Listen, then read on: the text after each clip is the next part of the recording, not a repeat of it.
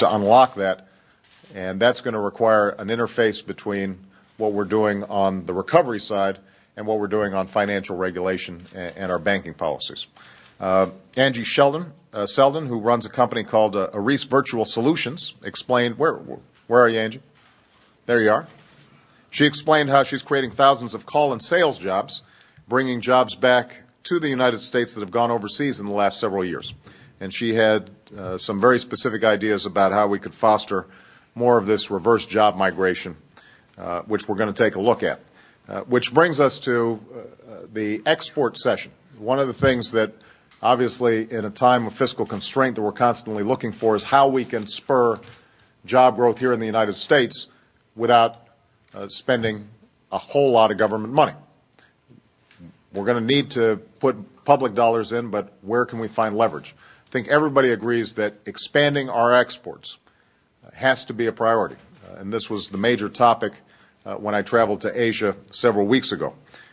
During the session, as I understand it, we heard from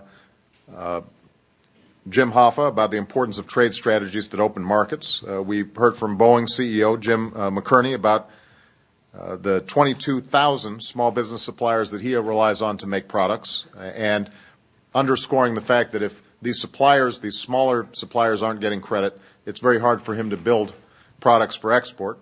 Bob Iger from Disney and other business leaders talked about how we can make our businesses more competitive, and some specific ideas were protecting intellectual property and tax policies to promote innovation here at home. Finally, we heard from a broad cross-section of thinkers about the urgent need for more effective worker training. And Randall Stevenson from AT&T talked about a successful partnership with San Antonio community colleges to train workers for jobs that the company is committed to bringing back from India. And I think we all agreed that we should look to build on these kinds of partnerships to leverage the community college system. We heard from our infrastructure session, we heard that same refrain about the need to train workers effectively. Randy Weingarten of the AFT suggested a specific idea: community schools, especially in rural areas, where parents can get training after hours in the same place where their kids are learning during the day. And I think that's a terrific idea worth exploring. Let me just close by saying this. What was striking is the overlap that existed in a lot of these sessions. When we were in the clean energy section, there was an emphasis on how do we get small businesses and small contractors to get certified and get the financing needed to move forward and take advantage of these clean energy sector opportunities. When we were in the infrastructure section, there was a strong emphasis on needing to plan not just for existing road projects, but also how do we think about the fact that in the future we need a cleaner transportation industry. So there's a lot of overlap between all these different breakout sessions that we engaged in.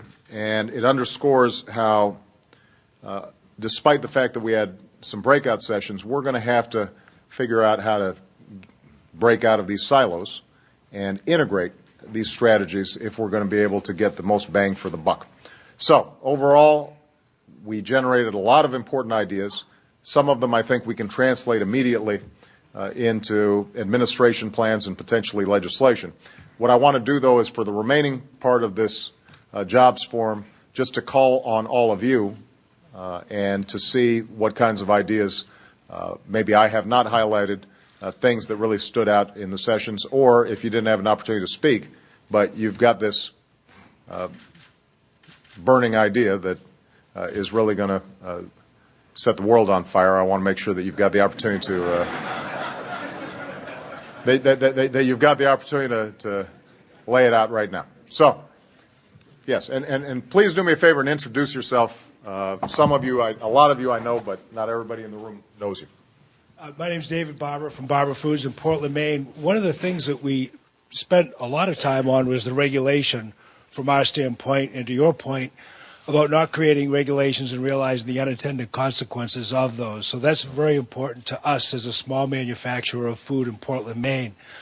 One of the things that I wanted to make sure that we didn't get out in my session was we employ 750 people. We're self-insured. We spend $4 million every year in healthcare, self-insured, and we develop programs to have our associates be healthier. We've avoided an extra cost this year of 10% in our rise. Normally it's 20%. We kept that down to below 10% by creating programs to keep our associates more healthy. And we are sharing those with anybody that will listen. So we want to make sure that. Well, this is not a plant, but let me just point out, obviously, the inefficiencies of our current health system are a drag on the economy and a drag on job growth. And if you, as a small business or a large business, are seeing premiums for your employees going up 15, 20% a year, I've had letters from small businesses who said that their policy was jacking up their costs by as much as 48%.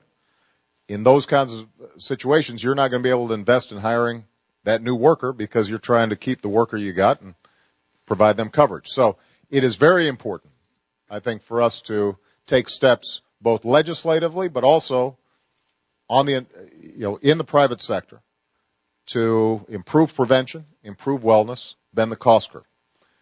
I actually think that the legislation that we are working, that as we speak, I hope members of Congress are working on right now, will have that salutary impact. But you're absolutely right that companies like yours, companies like Safeway, have done some very important creative work on your own.